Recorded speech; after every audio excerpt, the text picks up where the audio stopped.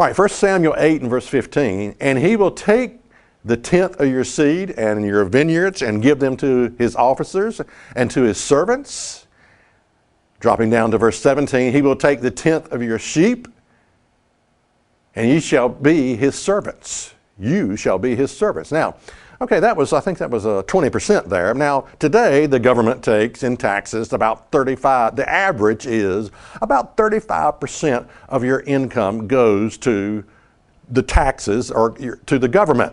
Now, if Bernie Sanders gets in, because he's a socialist and all about giving stuff away, 60% of your income will go to taxes. In other words, every $100 you make, $60 of it will go to taxes in order to pay for all this free stuff that he's promising. Free college, free this, free that.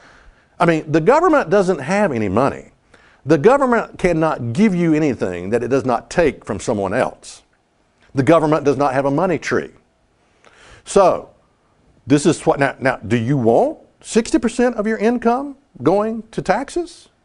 Well, if you do, vote for Bernie. Okay. 1 Samuel 8 and verse 19.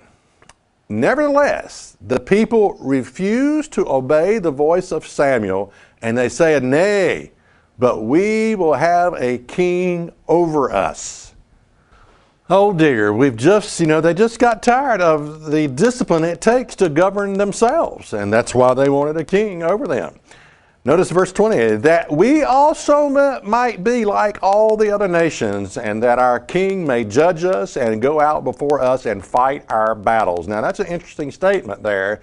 They wanted the king to fight their battles for them. They were no longer willing to fight for the right to be a free people. They wanted the king to do this for them. History repeats itself, and those who do not learn the lesson of history are bound to repeat them.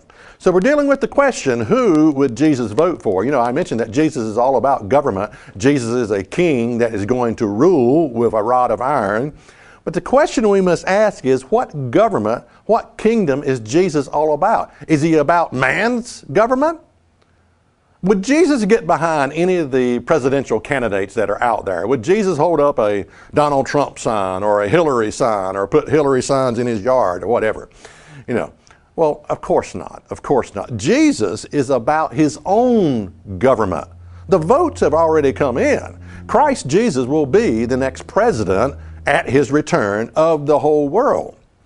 So Jesus is about his own government that has absolutely nothing to do with man's government. Most Christians' values are not even in line with Jesus Christ.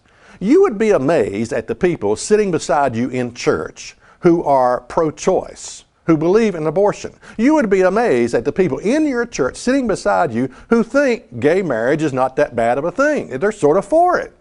They don't tell you that, but that's what's going on in their pea-brain mind. You would be amazed at the Christian people sitting beside you in church who think socialism is a good thing. They're that ignorant, okay? You would be amazed at the people sitting beside you in church who voted for Obama, an apologist for the Muslim community. Yeah, we'll vote for him. That's a good man right there.